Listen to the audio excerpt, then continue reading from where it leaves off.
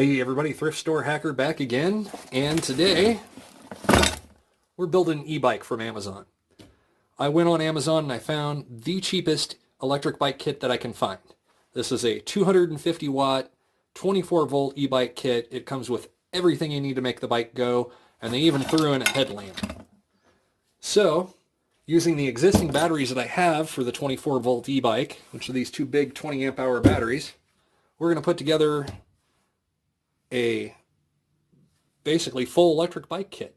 I don't have to make any crazy modifications or anything. This is just going straight on the bike. We're going to see how well it works, and we're going to see if it's worth the $90 that I paid for this kit.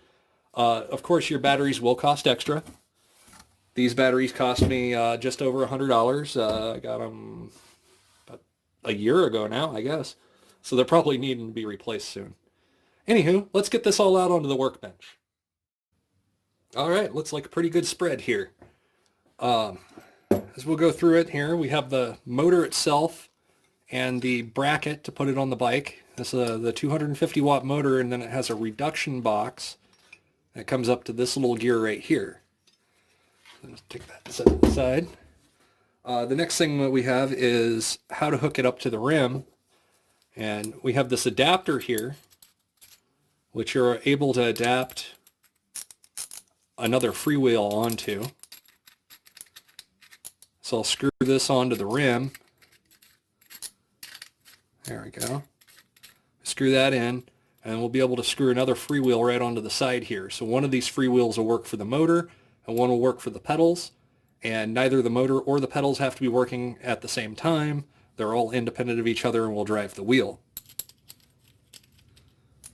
Along with that, we have the length of chain that goes on there, of course. We got a pretty nice on-off key here. Actually, kind of big for what I'm looking for, but I think this is going to work out fine. I doubt these keys are any good security-wise. We have the twist throttle set up, which this one doesn't have the voltmeter like the one that I currently have on the bike. So I think in a couple more videos I'm probably going to swap this out for the one with the little voltage gauge on it, because I like that one better.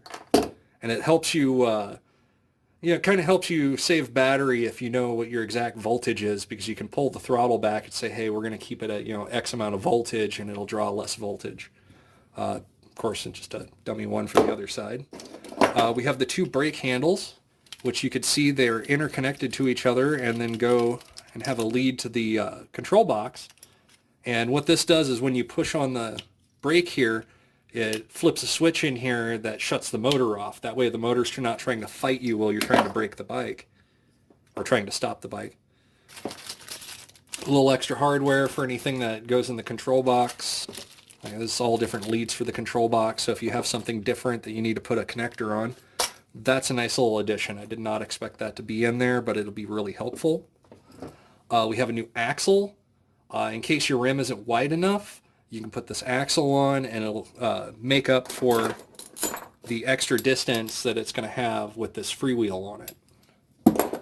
And of course, we have the 24 volt, 250 watt control box.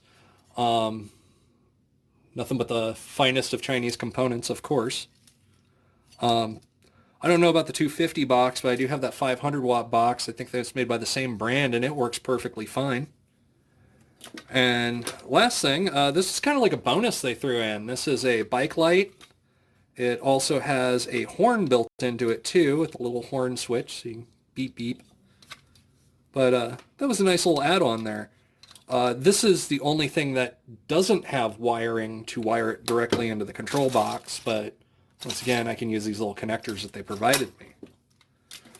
As you can see with the control box, you have everything fairly well labeled. We'll have indicator, brake, power locks. So I'm guessing power locks is the key unit. And we can just plug that right in there. Let's see here. Charging port. We're going to hook that onboard charging setup straight to this port right here. Once again, we'll be able to use these little connectors and make it look nice. Derailleur. Took me a minute to try to figure out what this was. It's actually for the throttle. You can see it's got it's the only one with a three-pronged connector on it. You have power and motor right here, and then I think that's it. And you have one for the brake light. So whenever you hit the brakes on these guys right here,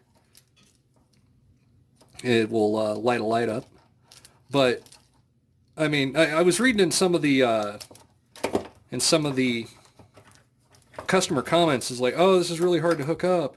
Like, I don't know. Everything is written in English. I mean, a couple of these words in English aren't kind of what that's supposed to be, but if you use your critical thinking skills, I think anybody can put this together with the labeling it says. You can see the motor's even got its own connector on the back of it. So I'm going to have to run down to the bike project because I'm not putting this freewheel on a rim that had a freewheel like this on it before. So I'll have to pick up a second one of these. That way I can hook two of them up and put them on a mountain bike rim.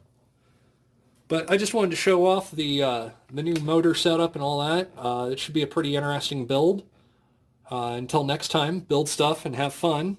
And if you don't come back to YouTube before then, you all have a Merry Christmas.